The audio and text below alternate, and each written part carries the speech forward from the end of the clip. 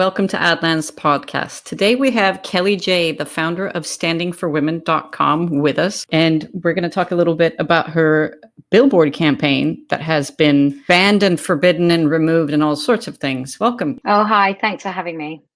No, thanks for coming. I was just going to ask, the only article that we've written about your billboard campaign was when it was actually removed from billboard situations in Liverpool by the advertising company that put it up. How did that happen? How did it get up?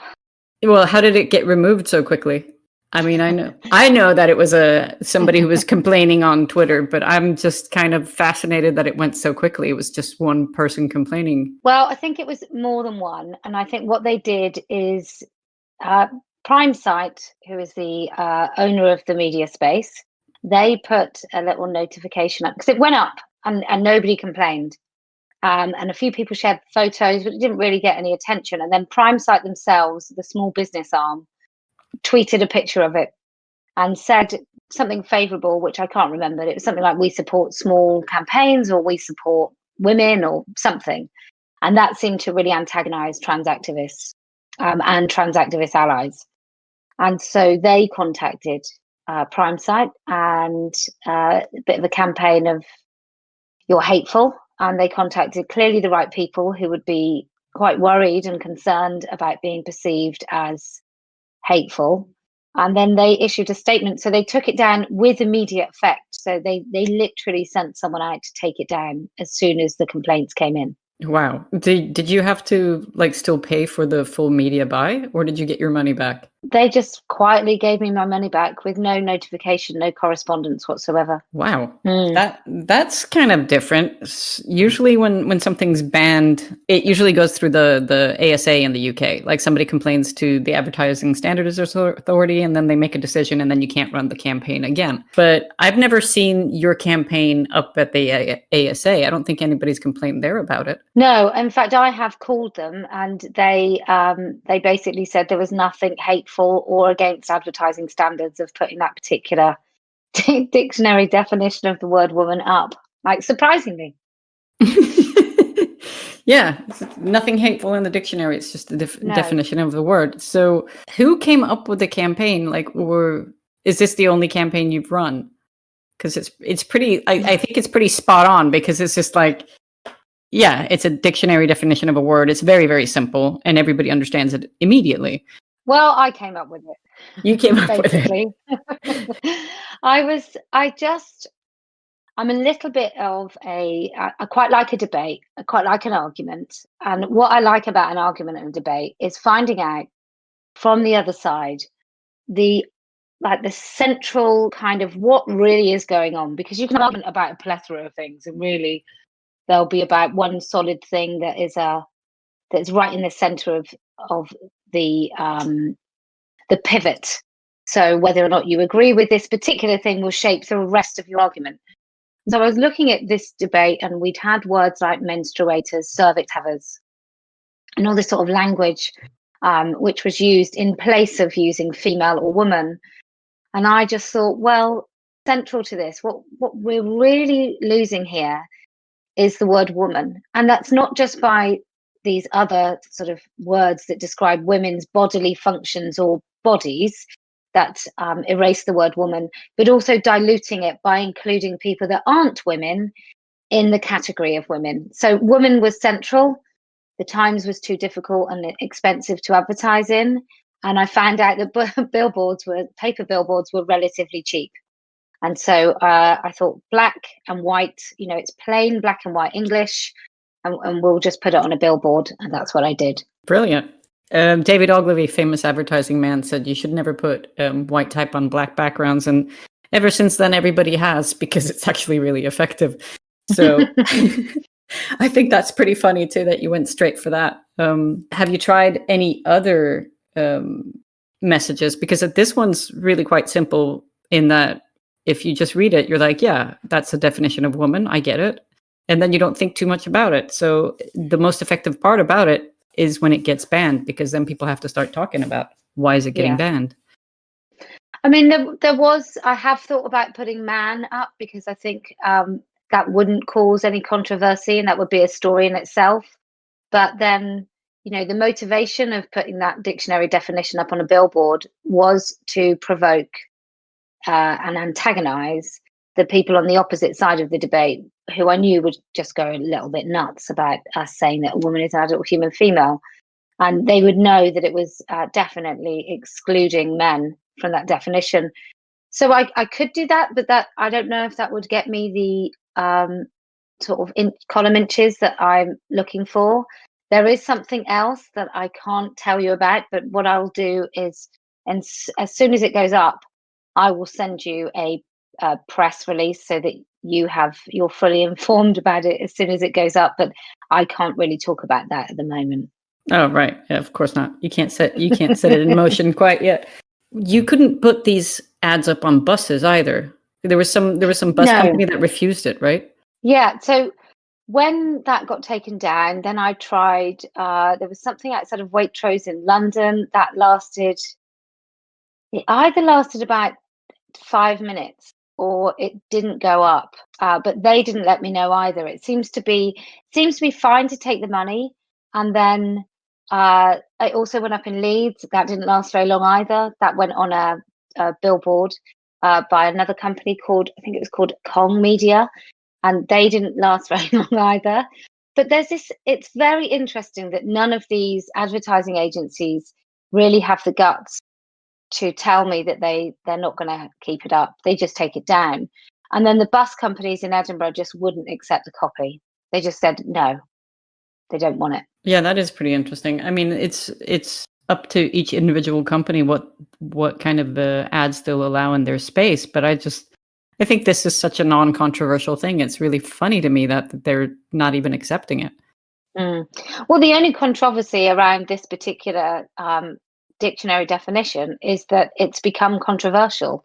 That is kind of controversial in itself, that it's deemed anything other than a dictionary definition. Yeah, I mean, I've seen it in the copy for a range of products, women's products, like feminine hygiene products and things like that.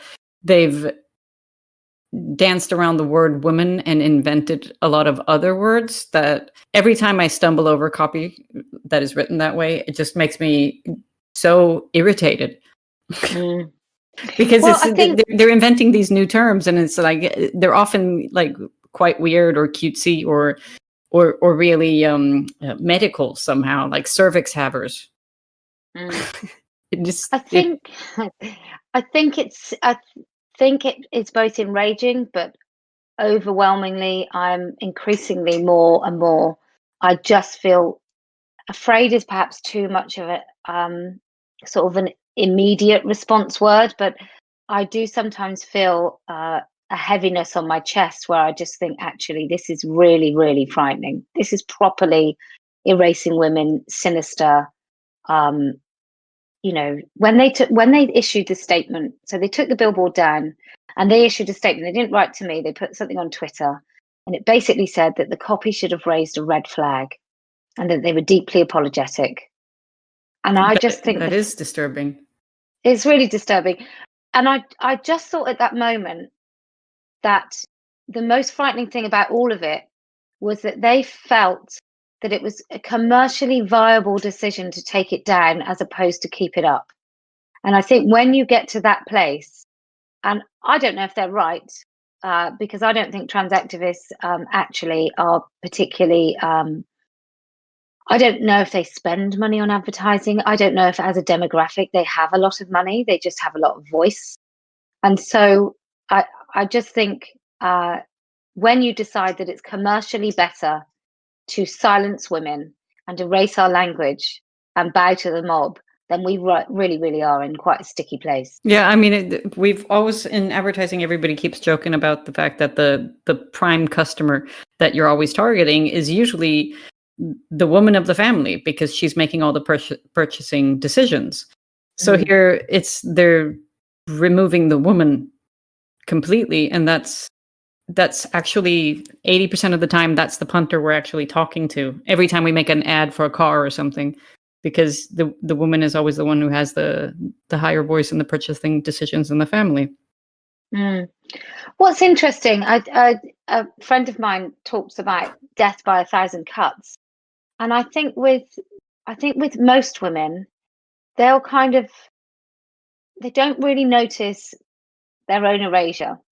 And so when you have these sort of Always, I think was one of the brands that turned to menstruators or whatever it was. Oh yeah, always removed the female symbol Yeah, from their women are almost packaging. okay about moving over. I just find that quite, I mean, perhaps I'm particularly entitled, but I'm not moving over.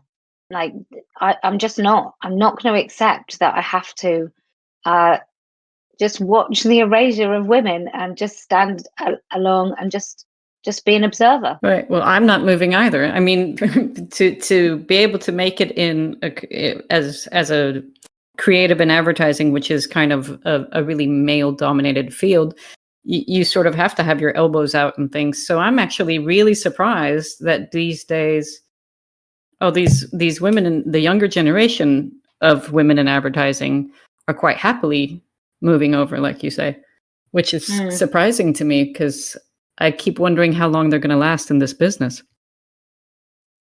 Well, there's also a fragility, isn't there, amongst the young? And I'm pretty sure office politics have changed somewhat, where everything is a microaggression and it's not sustainable.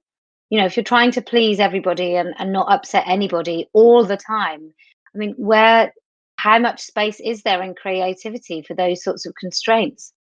Yeah, there's no space at all. I mean, we used to say that like a good ad or a good idea has to make you feel something, and if it really like pisses you off, it's probably a great idea. Well, it's true, isn't it?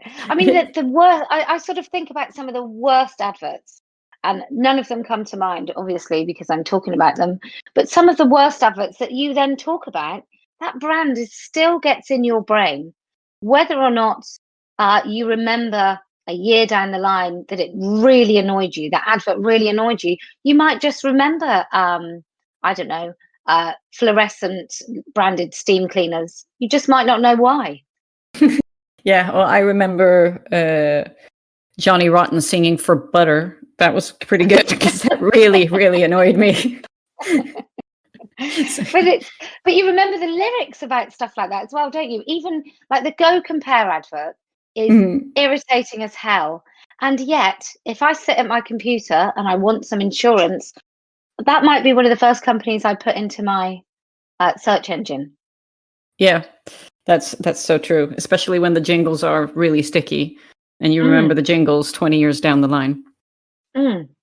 I think Dove, is it Dove? No, might be Body Form, has just done quite a long advert that's clearly either cinema or just tube based. It's not really meant. It seems too long to be on television unless they do the long version on YouTube and cinema, and then just do sort of a 30-second or a 15-second version on the telly. But it's got a raging womb, and it's got women having cramps, and it's got miscarriage, and it's got everything to do with sort of our female reproductive Mhm. function, and all women are talking about it. They're all talking about it, and the empowerment that women feel by actually seeing the real, what really happens to our bodies. Yeah, not just kind of. I think Bodyform also did another brilliant advert. I'm probably getting the wrong brand, and it was actually a neighbour of mine that had done the advert where they were pouring blue on sort of a sanitary product. And it was all the sort of Mickey take of the fact that women's periods really aren't blue. And Yeah, so, that's quite a few. That's a few years old. I really loved that one. I thought that was great. mm, yeah, because I've moved house 5 years ago and he was my neighbor back then. But just little things are just, I don't, I think there is a market right now. There is a big vacuum by all of these brands trying to appease the trans lobby by including including so-called trans men in period sort of product adverts, or just including everybody, which often excludes women. There's a big vacuum right now that if you had something really empowering and women centered, I think women would absolutely lap it up. Yeah, no, that reminds me of the Dove ad that ran a couple of years ago, and I sort of got in trouble for pointing it out. But the Dove commercial was all about the different ways of being a mother. So they had these mothers who were hip hop dancers and rock climbers, and not your usual housefrau. And so one of the mothers was the biological father. And in the scene where this mother was saying, we're both mothers and everything, I noticed that the biological mother never got to speak. And so, well, of course, I found that really creepy. And it also was sort of, it was going against the main thought of the campaign. And so I wrote an article about that, and I don't think I've ever received that many comments in recent years, because there were a lot of people that were agreeing with me, but there were also a lot of people who had to point out what a hateful bigot I was, which I find kind of interesting. Well, that particular advert, for me, when I watch something like that, the subtext for me is that she's erased. I mean, I don't. Do you have children? Yeah, I have a teenage girl. Right. So that, I mean, often people try and say that mothers can be replaced, whether it be, by shared parent leave. And I'm becoming more militant as I get older about, actually, no, women make the best mothers. Now, that means that we feed our infants, we grow our babies, they know our smell and our voice before they're born. And fathers also have a really important role to play. And if you're in an adopted family or a mixed family or anything like that, there are other ways to be a family. But we have biological connections that cannot be replaced with both our mother and father. And so when people sort of say, oh, men can do just as well with infants, I'm like, actually, no, they can't, because their hypothalamus doesn't change. They don't have the same connectivity with their babies because they didn't grow them in their bodies. Yeah, no, and that's exactly it. No, I completely agree with you, because I don't think I believed in that as strongly before I was pregnant. But once you've gone through a full pregnancy, it's like, I know when my daughter is crying and upset, and she could be in a different country, and I know when that's happening. I don't think you can fake that thing. No, and I'm tired of. I mean, it happens in feminist circles as well as other circles, that the value of motherhood is somewhat diminished just for the sake of I don't even know what. But when you start saying that women can go to work as soon as the baby's like 6 weeks, we can put that baby in care, and isn't a great government that assists you in financially affording your baby going into care? I'm like, well, I think a government that valued mothers might give mothers a little bit more space who wanted it. Not that women can't return to work if they love their jobs and they can't do without the career progression or whatever, and the way our society is set up, then go for your life, do whatever makes you happy. But don't think that your bond with your baby can be replicated by anybody else, because it just can't. No, it really can't. And that man, I mean, I think, because I've been working in this, I say work, because I've been campaigning in this area for like 5 years now, I know that what will have been going on in that relationship will have been some serious amount of gaslighting, will have been significant amounts of envy, narcissism and selfishness. And that woman will have been subjected to whatever these relationships usually offer. And it's definitely not something that is beneficial to that mother. No. The gaslighting is a really interesting term too, because I keep thinking of the book 1984, where they have the Minister of Truth who's changing the meanings of words.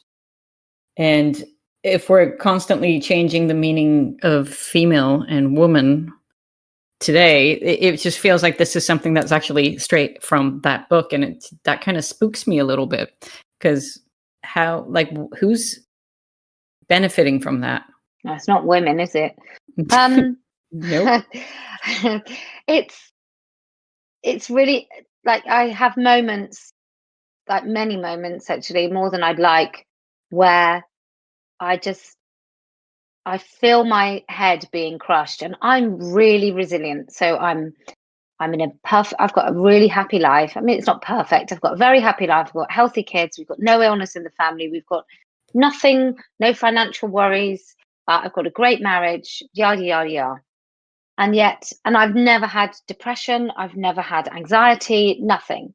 And yet sometimes even I get to a point where I just think, I don't know how much more of this I can take. I don't know if I can read or watch a video of another young woman who's just had her breast amputated, who is talking about internalized transphobia because she still hates her body, when really what the whole thing is internalized misogyny and trauma and homophobia and all those things. And I just get to that point where I just think, I'm going to stop it. We have to stop it. It can't continue. But we are being it's a mass gaslighting and an exercise in cognitive dissonance. Those two things that I was not familiar with until I really started this. It's everywhere. It really is. Especially when you look at, like I said, the feminine hygiene products and things that are targeted to women.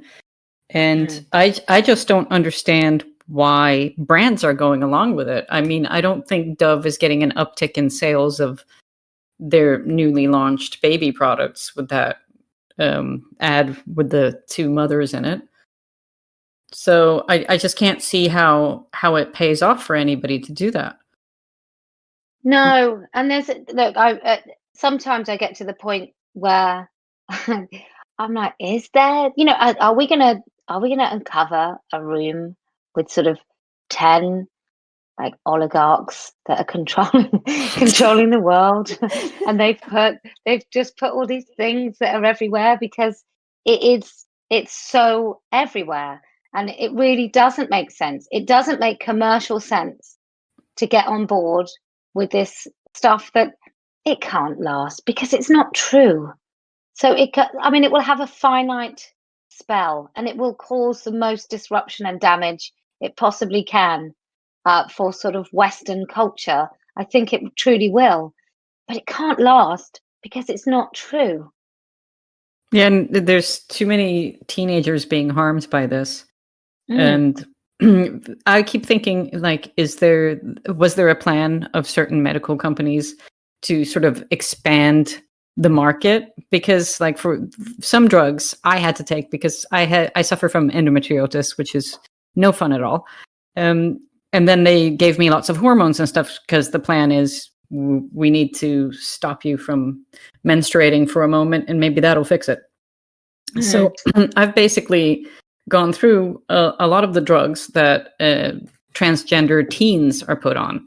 But of course, for me, each time it would be, you could only do this for 6 months because everything else will give too many side effects, which would be damaging to your bones and your body and all sorts of, it gives long lasting bad effects. And now they've even, in Sweden, for example, they will not give you Lupron anymore because the side effects are too harsh and it's too strong. And this is exactly what they're giving transgender children. So that's why I reacted, because I was like, I remember being on these drugs and how the side effects would really mess with my mind. Like, I couldn't think properly. And to give that to a developing brain would be extreme. Well, there are numerous scandals about Lupron. There's the scandal of women taking it in Haiti. I can't remember what for, but they now have severe anxiety and depression after taking Lupron. I doubt if the controls were like they were for you in Sweden. But there's also the scandal of Lupron being given to men with prostate cancer, and some doctors were given kickbacks by the company that make Lupron to the tune of $1.6 million. This was not, that was maybe the highest amount, but it wasn't unusual for doctors to be making hundreds of thousands from actually giving these men Lupron. And some of those doctors knew that those patients didn't need it or it wouldn't help. And what was happening, if you know anything about prostate cancer, when men get it when they're old, they die with it, not of it. So it's like a slow cancer. And some of these men were dying of heart failure as a side effect of Lupron, who, had they not taken Lupron, they would have died with cancer, not of it. So the scandal, when you start mixing hundreds of thousands of dollars, and in Lupron's case, I think it's something like 800 million a year. Um, you you lose a sense of morality. I'm sure you do. Money has the power to corrupt even the most moral mind. Yeah, I can't see anybody willingly giving their children any GnRH drugs or Lupron or Cinerel, or there's so many names for the same thing these days, because I just remember how that really messed up my head. I can't imagine anybody going through that for a longer period than 6 months without No, like right. permanent brain damage. Yeah, I often think about the medics that do it, and I've tried to be charitable, and I've sort of thought, well, maybe they think, and I just maybe they do it because they really genuinely believe it, and then I get to the point where I think I don't buy it. I think they're just evil. I genuinely just think they are monstrous. And if you know anything about medicine, you know that the side effects are long term, and that they'll make these children infertile. They'll make their sexual development not happen, which means they will never have a fulfilling sex life ever. Whatever they do to their body, after 3-5 years on Lupron, they have no chance of sexual function. And I think it's absolutely barbaric. You know, we say about women in sort of North African countries who subject their daughters to FGM or breast ironing to stop their daughters being raped. We Mhm. say that they're barbaric. There's something about it when we look at a poor country or a supposed lesser culture, and I use those words not about how I feel about them, but how people must feel about them in order to say that what they're doing in that harm is wrong, but what we're doing is progressive, because it's the same thing. It really is. I mean, breast binding has become a huge trend. I know girls that went to the same school as my daughter were doing it, and they are damaging their own rib cages and their growing, developing chest. In Mm. It's not some. I just kind of want to take them aside and go, "Has your mother not spoken to you? Like, this is Yeah, not a good idea." It's. I know what it's like to grow up to become a woman, and for a moment there, you kind of don't want to, because at least I still wanted to climb trees and and play around. So I found it mm, quite difficult. But so at least my daughter now has me to ask, because I yeah. recognize everything that she feels. Well, can you imagine if a big ad company was asked to advertise binders? I mean, that it probably couldn't pass through advertising standards, whereas these lobby groups are allowed to sort of say that they're great. Yeah, and they might have a bigger advantage as well, because they can get into media channels, because they're basically every month they're writing stories about some trans man having a baby, Mm, and just even the terms there confuse people, because when people say trans man, they think it's a male who's transitioning, rather than it's a woman who transitioned to become a man, or a woman with a beard. Well, I think, like, in the UK, we obviously have Brexit. And so if you were voting Leave, you thought all the stories about Remain were lies, and vice versa, right? That's a political issue, and you just think everyone's biased. And I think that the sign of a balanced kind of media outlet is that both sides think it's biased, because then it's not pleasing either side and it's displeasing both. So that's quite a good thing. Um, but uh, with this particular issue, I I think that there's a lack of clarity. It's just very strange. Like, for example, Mermaids is allowed to advertise in the middle of Minecraft videos, telling children they might be trans. Oh, hold on. Really? Because Mm. there's so many rules against advertising directly to children. Right in the middle of Minecraft videos, my son said to me, "Mummy, I can't even have Minecraft." Wow. Mm. That's quite And these, disturbing. well, And I know, like big companies like Starbucks, they were selling mermaid cookies and donating proceeds to the mermaids as well. So apparently, some companies think this is a great idea to join in on this, and I don't think they've got a they're. very good PR. They've got a very, very good PR. He's come from Stonewall. He's obviously, they got lots of money from the lottery. They got lots of money from Google. They've got lots of money from Amazon. They get lots of money from big benefactors. Weirdly, a lot of men who call themselves trans on Twitter who've never had anything to do with children or women's rights are very pro mermaids. It does make you wonder. But It makes me wonder that Google always shows up in these discussions too. I'm always wondering why giant tech companies want to weigh in on this, because if you think about it, it was Facebook that started with you didn't just have to select genders between male and female, you could select 57 different genders. The Facebook were the first ones out with that.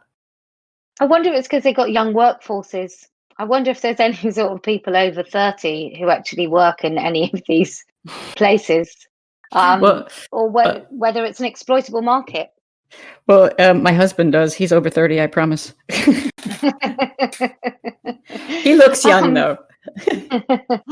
Well, it's, you see these, I just don't buy it. I really don't buy it. I think it's a very sinister money-making ploy. Google, for example, have got involved in the GRA. So we have a Gender Recognition Act, which basically it came about in 2004 because we didn't want homosexuals to get married. And so rather than face our homophobia and eradicate that particular barrier to same-sex couples getting married, we did this whole round the houses thing where we decided, oh, I know, we'll just say that these people are the opposite sex, which still didn't help homosexuals who didn't want to transition. It just happened the few that kind of looked a bit more like the opposite sex. And that's how we overcame our homophobia. Now, what's very interesting about the GRA is the Church of England was exempt, didn't have to go along with two people who said that they were, didn't have to go along with marrying two people of the same sex, even if one of them had a GRA to say that they were the opposite sex. So the Church of England escaped, and also rich people who have, I can't ever remember the term, but it's like inheritance for super posh people, where the first male will inherit the estate or the title. And what you can get in this country is you can get someone who's got daughters who will leave their entire estate to their sort of seventh cousin once removed in Spain, who happens to be a man. So that's how those sort of titled sort of stuff works. And they're also exempt. So if you've got two daughters and you've got a nephew who is male, those daughters can't transition into being legally male to ensure that they inherit your fortune. Oh, that's quite bizarre. In Sweden, it's illegal to not be able to give. You have to give equal amounts to everybody because of the situation where women born into families where they had family farms and things wouldn't inherit the farm, only the sons would. And so to rectify that, you have to now, all of your children have to inherit equally. And gosh, what happens if one of them's awful? you start giving things away to the other ones. Yeah, but I mean, we had that until the last couple of royals were born. We still had the first male would be the heir to the throne, the first male child. So you could have three little girls and then a boy, and the boy would be king. The girls wouldn't be queen. Yeah. We fixed that. I don't know, 40 years ago when our firstborn was a daughter. So she's going to be queen. we fixed that law then. It's probably in the 70s. I can't remember. We didn't have, women couldn't have property until after 1974, after divorce. Oh, that's absolutely wild. It's crazy, right? Yeah. But I can take, do you know what? I'd rather have that world where people just were quite honest about their misogyny rather than And maybe we're ignorant, maybe just needed educating, and the steps were still forward, right? This particular assault on women's rights is such a massive, giant leap backwards. And it's so underhand that many women can't even name it. They can't even speak it because they they maybe feel uncomfortable, but they don't know what it is that's unsettling. Yeah, I've noticed, like, if you say anything at all on Twitter, you will basically be shunned and blocked and deleted and put on lists, which is always quite interesting. But what surprises me is that there's so many women in advertising who will attack you for, like, saying something that's quite gender critical or so, and saying that we have to, like, fight for trans rights and so on. And I'm fine with trans rights. I mean, every human should have human rights, obviously. But if there are separate categories for women in as a group, for, like, for example, getting scholarships and going on sports teams and things like that, if we remove those categories, then we're removing the chance for these women to, like, get free college or a career in sports and things like that. So it does encroach on women's rights if we don't, like, base the sex categories on sex anymore. Do you think these young women, because I think young women are kind of George Orwell talks about it in 1984, like the people that Winston Smith hated the most were the young women, because they were most likely to inform and uphold. They were like the spies. And I think they sort of do the work of Big Brother, and that's much like I don't even like the term patriarchy, because I often feel it doesn't accurately describe what's going on. It's a bit intangible. But if there were anybody who were like the worker bees for the big fat honeycomb of the patriarchy, then it would be a lot of these young liberal feminist women. But I wonder if they've been sorry. No, go ahead. Well, I wonder if they've sort of been conned into thinking that they have sort of privilege and status in society that they simply don't occupy. And they've yet to come across a point at which it's made them question it. I remember being in my 20s. I thought I could do everything. I worked in a male environment. I was brilliant at my job. I was better than most of the men on the floor. I was, as far as I was concerned, I could charm my way in and out of anything, and I was infallible. And then as you get older, that sort of the whole body in which you occupy becomes more and more of something that you see as a potential barrier to something. Yeah, no, I think they're conned. I mean, in a sense, there's two things going on. I think a lot of women are brought up and socialized to please everybody as much as possible. And so there's partly that. They just want to please everybody. And then it could also be that they simply think, if I'm a really good assistant on this one, I'll get a leg up. And my career will be better for it. They're so wrong. I mean, it doesn't. At the end of it, it doesn't matter how nice they are. It doesn't matter how much you appease. None of that matters. It doesn't matter if you're polite. If you sort of change your language a little bit and you don't say men, you say male-bodied, or you say trans women, there will come a point where you realize it will not be enough.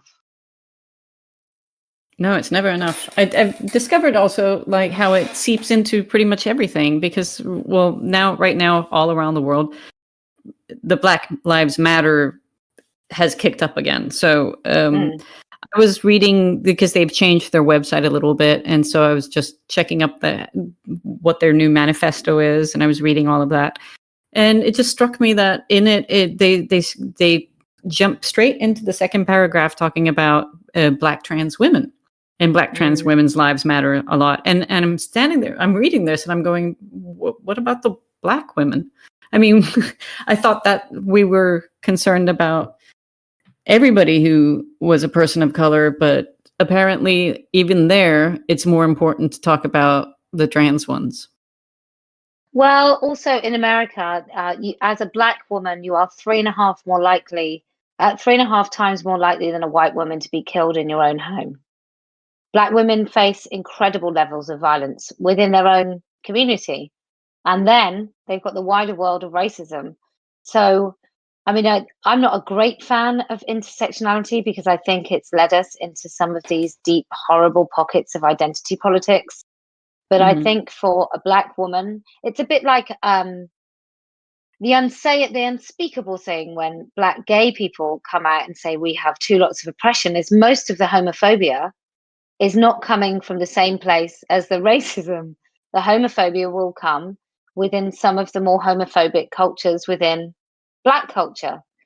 And so the Black Lives Matter, I mean, it was never about women as far as I could see. I think it was started by a couple of women, and one of those was a bit problematic with trans issues right from the start.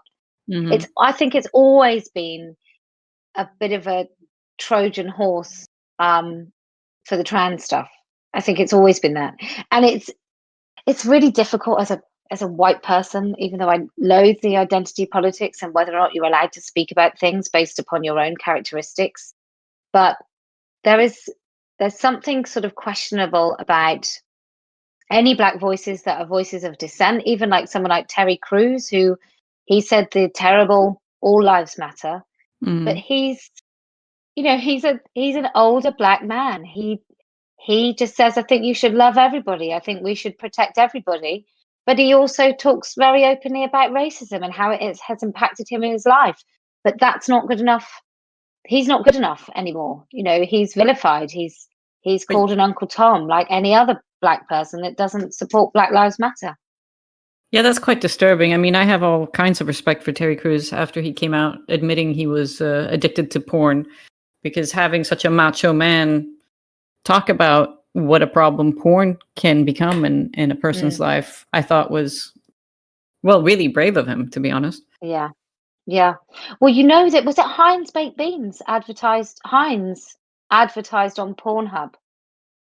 Yes, that was Just crazy. And just the fact that Pornhub is sort of they're doing something that I've called ethics washing, which is they save the bees and they clean up ocean beaches and they do all sorts of like good stuff with the help of their porn stars as their PR campaign, and then everybody in the trade press and regular press write about how great Pornhub is, and this way they get their website advertised. And I think that's really quite disturbing considering how many rape videos are up on Pornhub and they're making millions and millions off of these videos, like revenge porn and child abuse and all sorts of horrible things that Mm. the victims can't get taken down.